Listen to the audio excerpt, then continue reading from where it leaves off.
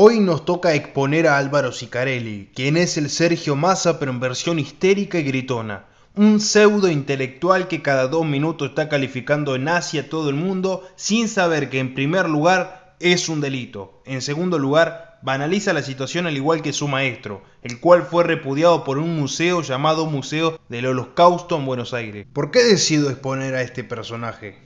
Porque no se agota literalmente en atacarnos. Si bien el nacionalismo argentino es en parte heterogéneo, él ataca la postura, el pensamiento y las acciones de defender nuestra soberanía, de reivindicar nuestra historia, nuestros símbolos patrios, nuestras tierras, nuestra familia, nuestras Malvinas, etcétera, etcétera, etcétera.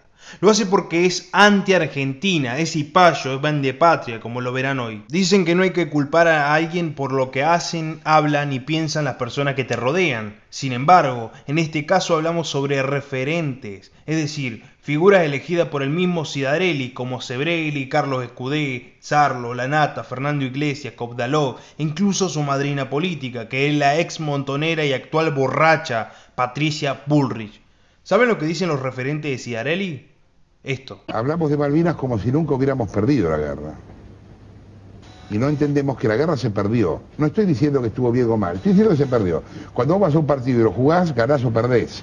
Pero el resultado lo tenés que aceptar. Entonces nos parece, en primer lugar, que hay un acto de justicia en el reconocimiento de que los kelpers son sujetos de derecho y que la Argentina debería, en honor a su propia historia, reconocer eso. Ahora, Fernando, los kelpers forman parte de Gran Bretaña, son británicos y están en un territorio usurpado por Gran Bretaña. Es decir, rajaron a la gente que estaba. Nosotros también. Pero... Y el dominio argentino sobre la Patagonia fue también un acto de usurpación.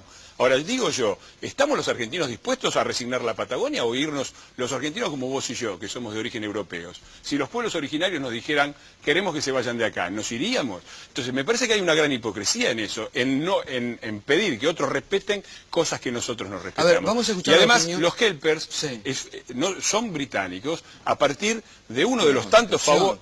de la Constitución que los ha incorporado como tal. A partir de uno de los tantos regalos que le ha hecho el nacionalismo patriotero a la posición inglesa. Pfizer no pidió ni cambio de la ley y ni pidió, lo único que pidió fue un seguro de caución, como se lo pidió a todos los países del mundo, que es es algo razonable. No pidió ni los hielos continentales, ni la... Bueno, no sé. La Patagonia. Las Islas Malvinas se la podíamos haber dado. Las Islas Malvinas se la podíamos haber dado. La gente cuando dice las Malvinas son argentinas no se sienta un minuto a pensar si son argentinas, si no argentinas, ni qué son las Malvinas. Reivindicando tierras que aparentemente fueron de la Argentina en la tercera década del 30 del siglo XIX, es decir, cuando la Argentina todavía no se llamaba Argentina, cuando todavía no estaba unificada como país, cuando todavía no tenía constitución. Me defino como socialdemócrata y me importa muy poco la polémica de salga un pro-malvinero. Lo que haría es mandarlo a vivir 6 meses a las Malvinas y a trabajar ahí. Si ustedes pensaron que eran simplemente los referentes, los amigos de él quienes afirmaban que las Malvinas son inglesas, están equivocados, y es que hay una realidad. El mandril también sostiene eso. Esta realidad es la que más asco y repugnancia genera, ya que podés ver cómo se excita con ser un antipatria, cipayo anglófilo.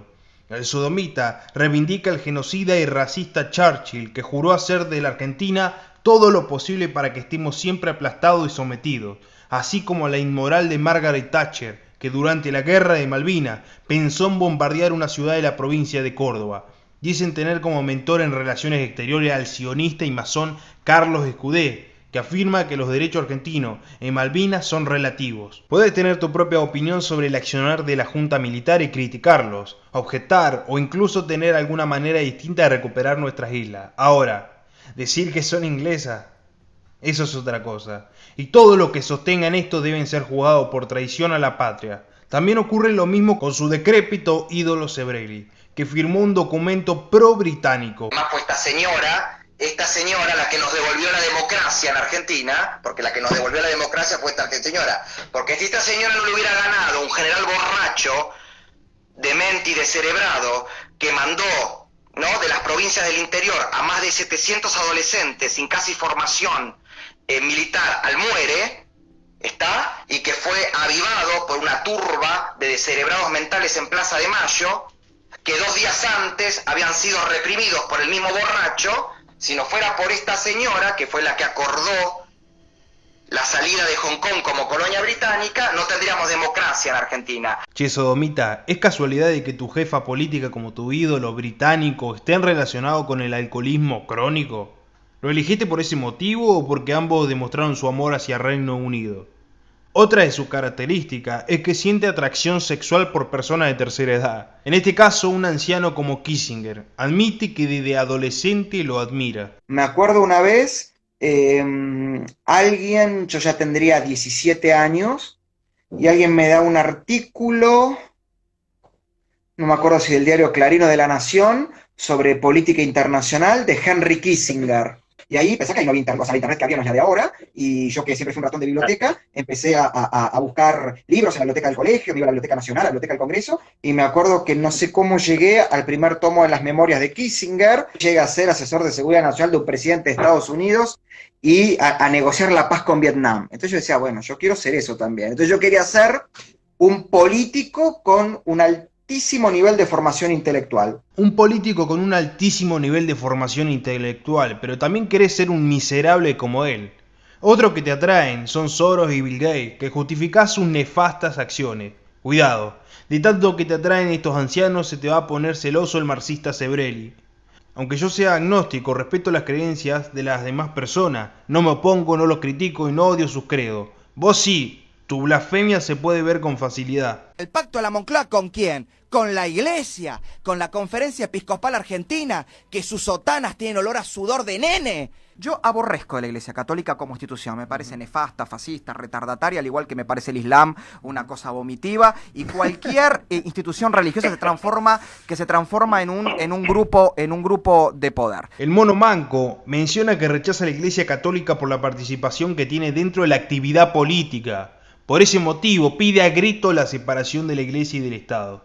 Sin embargo, no le molesta la influencia y la participación de la masonería dentro de la misma, sabiendo que algunos políticos, jueces, empresarios forman parte de esta organización nefasta y antinacional. Es un hipócrita y quiere tomarnos de idiota el Mono Manco. Yo tengo contacto con la masonería del año 2001, pero fui iniciado en el 2014 formalmente. Durante siglos, repito, la masonería fue perseguida. ¿Por qué? Porque obviamente es una organización, repito, libre pensadora, claramente anticlerical en el sentido que no quiere la intervención, no de la fe, sino de los hombres que manejan el poder de las instituciones religiosas, sean lo que sean, en los asuntos que son netamente cívicos y laicos. O sea, la famosa separación Estado de Iglesia. Los regímenes nacionalistas de extrema derecha la acusan de ser una organización liberal o demoliberal antinacional. Lo que voy a tapar obviamente es la firma, acá están todas las firmas de las autoridades que me iniciaron, lo voy a tapar, para les explicar por qué, lo voy a tapar, pero ahí van a poder perfectamente bien que dice The Brother, Álvaro Sicarelli, ¿no? Dice fecha, 19 de agosto del año 2014, fecha en el que fui iniciado, ¿no? Este muchacho le habla a sus seguidores como si fueran idiotas. Bueno, es verdad, la conspiración más grande que sus seguidores hayan visto fue alguna de Star Wars. Su blasfemia se debe a su vinculación directa con la masonería. Y lo que hay que remarcar es que la masonería es una organización que tiene sus propios objetivos, sus agendas. No es un club de amigos que se pone un trapo en la cintura para boludear. Sus metas no tienen nada que ver con mejorar el país.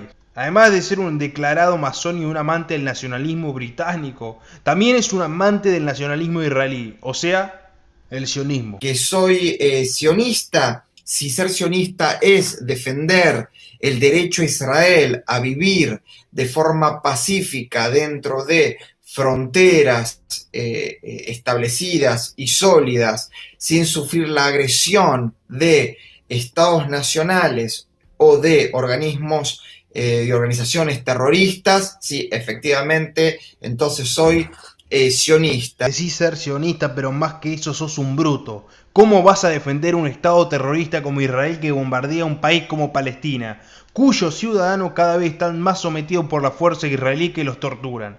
Además, sos bruto porque defendés a los nazis del siglo XXI. Sos bruto porque hablas del antijudaísmo al que es antisionista. A ver si de una vez aprendés la diferencia. Esta cosita de utilizar el famoso antisionismo para en realidad tapar lo que yo creo que son unos rabiosos y furibundos antijudíos. ¿Te gustaría saber con precisión quiénes son las tres figuras que tienen una fuerte influencia sobre Zidarelli? Yo siempre cuento que más allá de la formación, para la redundancia, formal que he tenido, institucional, académica, podríamos llamarla, lo que marcó no solo el núcleo duro de mis conocimientos en esos campos, fue esa formación, sino la que recibí de mis tres grandes mentores, que son en el campo de la filosofía y de la teoría política el ensayista y pensador Juan José Sebrelli, en el campo de la teoría de las relaciones internacionales Carlos Escudé. Quien le diga que las Malvinas son recuperables por las buenas, le está diciendo seguramente una mentirilla piadosa. Quien le diga que las Malvinas son recuperables por las malas, le está diciendo una mentira verdaderamente maligna. Las Malvinas definitivamente no son recuperables y lo que podemos terminar haciéndonos es un tremendo daño a nosotros mismos, como ya hicimos en el 82. Carlos Escudé, y en el campo de la sociología y el análisis sociopolítico, el no hace mucho fallecido sociólogo y politólogo Rubén Zorrilla. No veo ninguna razón mala en ser contrabandista. Si no debe existir el control del contrabando. No debe existir. Esto deberíamos poder disfrutar. Pero eso supone libertad de comercio, supone libertad de tránsito de las personas, supone libertad. Es la palabra correcta, ¿no? Sebrelli es un marxista que cuestiona la conmemoración del 2 de abril, mientras que Carlos Escudé es un ex masón ya fallecido que afirma que nunca se recuperará la Malvina. Luego está el liberal Rubén Zorrilla, que está a favor del contrabando. Fue la postura marxista de Sebrelli la que hizo que Zicarelli se acerque a él. Yo tengo un devenir, digamos, político-ideológico desde una izquierda marxista, no marxista, marxiana, porque no marxista. Yo nunca milité en un partido político marxista, pero sí era un tipo que me devoraba todo lo que podía leer sobre Marx, de Marx, sobre Marx y los post-marxistas o post-marxianos. Y entonces eso además después lo volqué, pasé de la teoría a la praxis, en la militancia secundaria, después fui militante de Franja Morada en el ala más izquierdista del alfonsinismo. Siempre fui, te repito, un izquierdista sui generis. Por eso me sentí tan identificado con Sebrelli. En realidad, Zidarelli es un líder progre, aunque reivindica a Karl Marx. Pero es necesario que desde la boca del chillón te enteres cómo conoció al que lo toquetea. ¿Cómo fue tu vínculo con Juan José de Sebrelli? Que veo que, no sé, ¿cómo es tu vínculo? Porque vi que el otro día estabas tomando un café con él. Intelectualmente, en lo intelectual fundacional. Hace 20 años, tenía 20 años cuando lo conocí, por circunstancias que tenían que ver con la militancia que yo hacía a la candidatura presidencial de Ricardo López Murphy.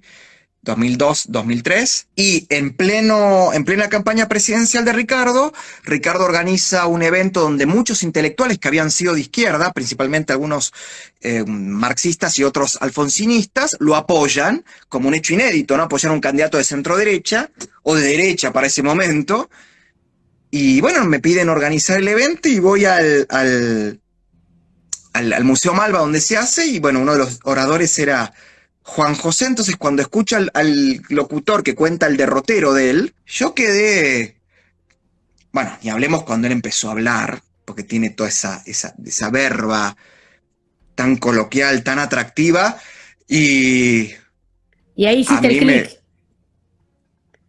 Esa verba fue la que hizo que el sodomita se enamore de Sebrelli. Entonces, en el año 2003 se encuentra apoyando por un lado a López Murphy para su candidatura presidencial, por otro lado la ex montonera Bullrich en su candidatura a jefe de gobierno porteño.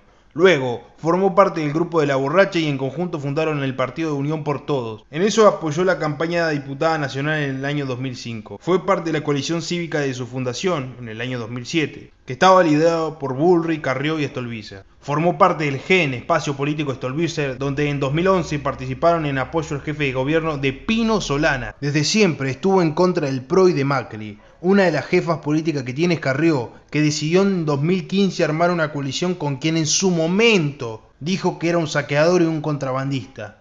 La situación también ocurre con su otra jefa política, que es La Borracha, ex montonera, Patricia Bullrich, que tildaba a Macri de ser deshonesto y corrupto. Toda esta información pública se puede chequear en los videitos de YouTube. Ciccarelli afirmó en 2013 que si Macri en algún momento era presidente, su gobierno sería igual al de Cristina, lleno de punteros y negociados.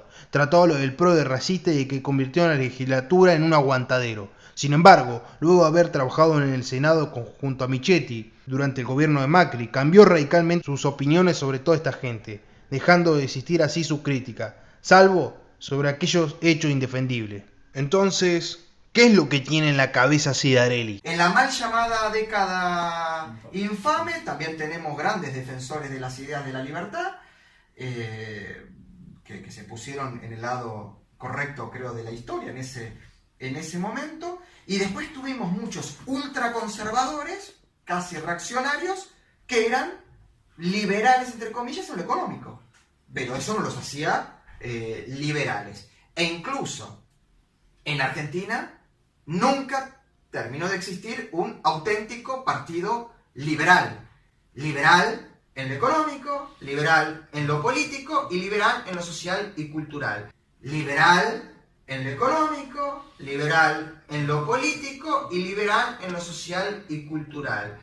Liberal en lo económico, liberal en lo político y liberal en lo social y cultural. En algún momento lo intentó tomar esa posición la Unión Cívica Radical como partido de centro. Y sin embargo, por ejemplo, la defensa del libre mercadismo, ¿no? Del libre comercio, de un Estado no invasivo, de un... voy a aprovechar que lo estoy mirando. De un Estado no interventor. No lo hizo precisamente en principios del siglo XX los partidos que uno podría llamar liberales o conservadores, sino que lo hizo peculiarmente, ¿no? para sorpresa de muchos, el Partido Socialista Argentino. Por eso se ríen mucho cuando yo decía que yo era socialista de Palacios y de Juan de Justo. Y sí, yo soy socialista. ¡Yo soy socialista! ¡Socialista Alfredo Palacios soy! Ahora, en el campo de la economía, uno encuentra, ¿no? Por ejemplo, posiciones, ¿no? De Juan de Justo.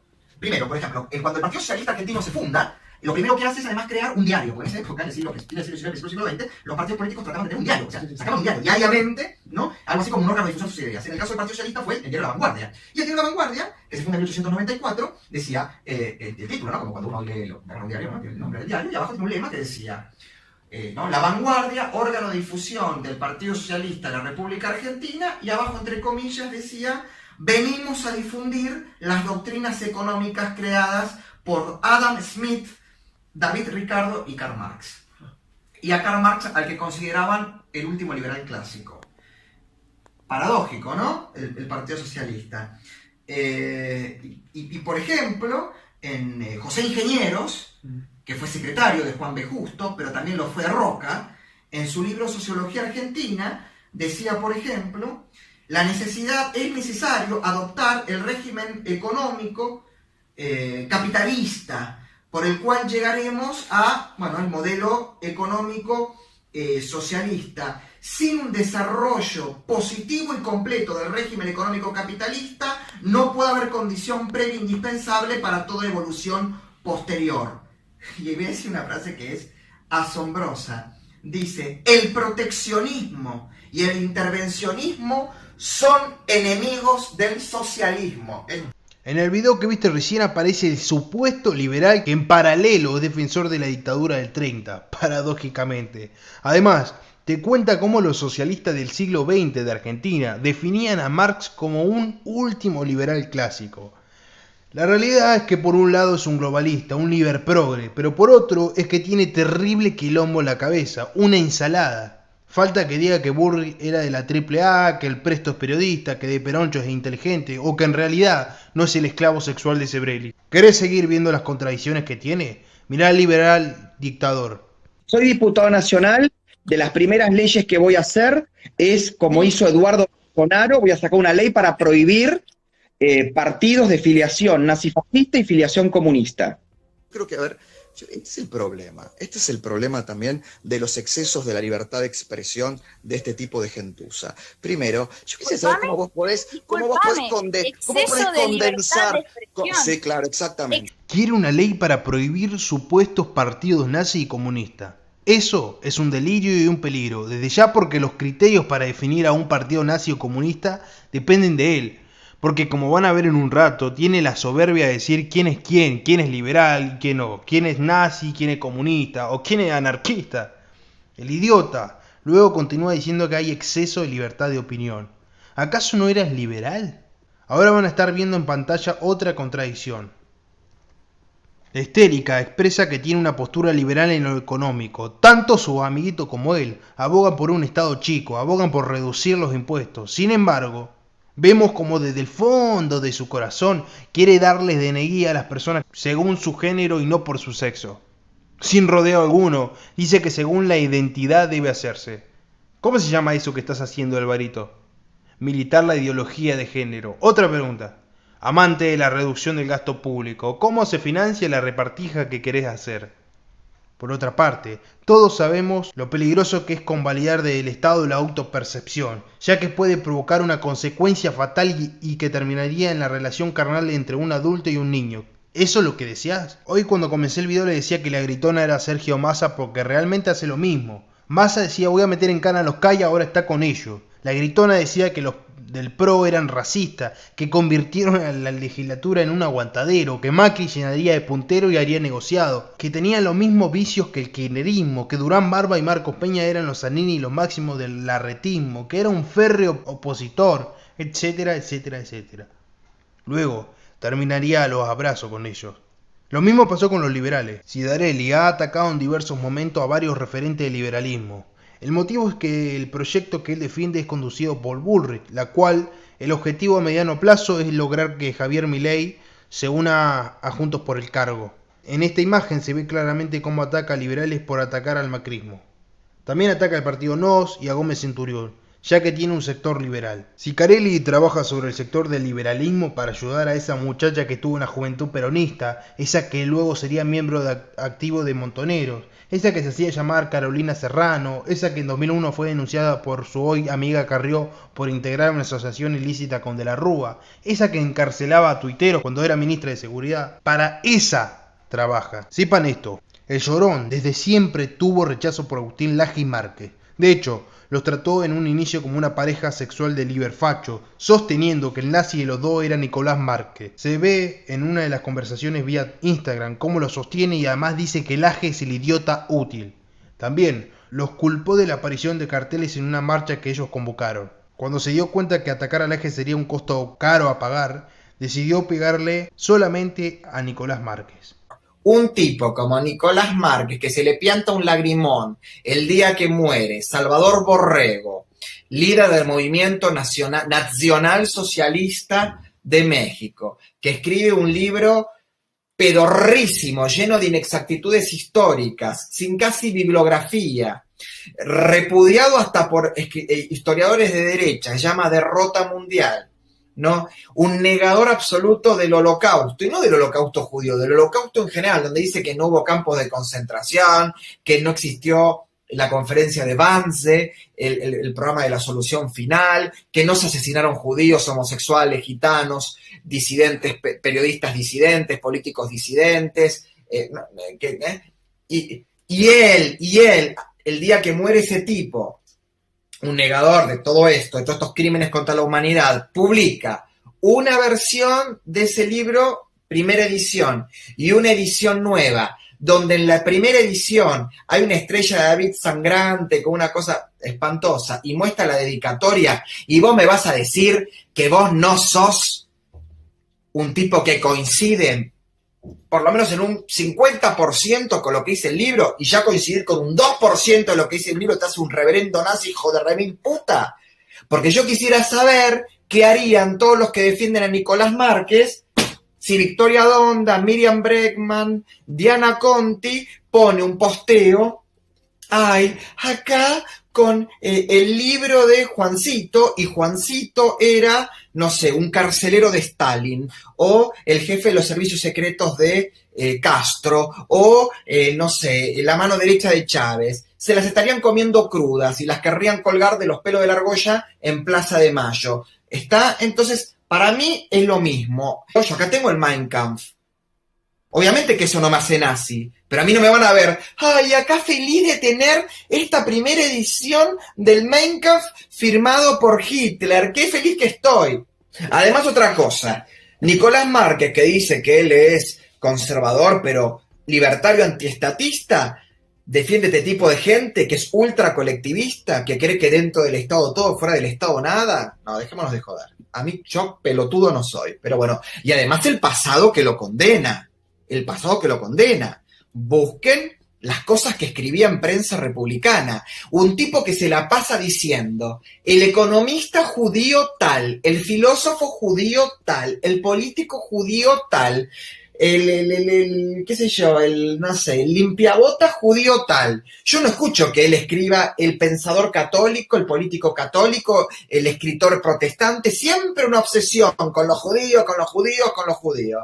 Pero déjame de romper las pelotas, no me tomes de boludo, no nos tomes de boludo, yo me acuerdo muy bien, he escuchado tus audios cuando eras conductor en Mar del Plata y eras un apologista de Astiz. Este señor tenía un programa en radio en Mar del Plata donde entrevistaba reconocidos dirigentes neonazis, ¿está? Y donde estaba acompañado de una demente como Karina Mujica, que ya conté la historia, que después se terminó descubriendo que era terrible gato, que te cobraba la tarifa más cara, más barata, si era con globito, sin globito, y después salía a recorrer el país haciendo conferencias con Bernardo Neustadt, hablando en contra de los gays, del sexo fuera del matrimonio y de no sé qué.